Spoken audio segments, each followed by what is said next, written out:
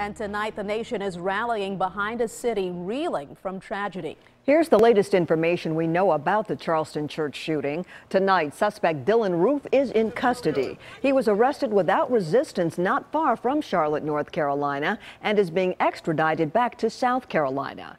9 people were killed after being ambushed at the Emmanuel African Methodist Episcopal Church. The incident is being investigated as a hate crime, and officials believe Roof acted alone. We begin our team coverage tonight with News Channel 5's Chris Cannon, who is live on 12th Avenue South.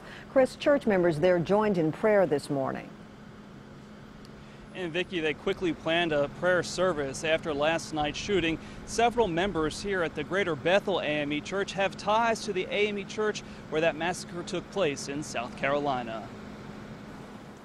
We have gathered here at Greater Bethel in Nashville to stand in solidarity with our brothers and sisters of Charleston, South Carolina. Hundreds of miles separate two churches. Understanding why it had to be this way. But prayer has made them inseparable at Greater Bethel AME Church. God is our rock. A small group of people joins hands to remember the victims of a massacre at another AME church. Anytime people, red, yellow, black, or white, are hurt, it affects all of us. And this is not a good situation for our nation. Pastor Clemente Pickney and 8 others died after a gunman opened fire during their Bible study Wednesday night. It's just unbelievable that the church is under attack, that someone would come into the church house. Nicole Washington came here to pray for the people affected by that tragedy. But I do know the power of prayer travels. One of our own has been taken in a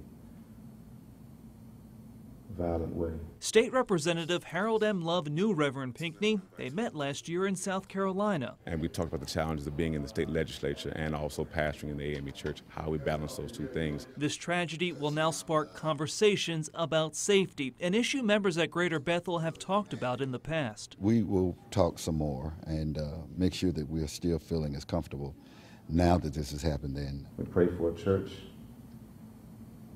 that is stained with the blood of violence. The prayers will continue here after this tragedy and across the nation because the church family is one family.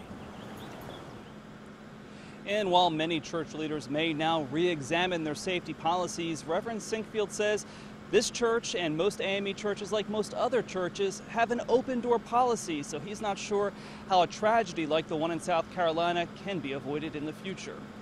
In the 12 South area, Chris Cannon, News Channel 5 HD.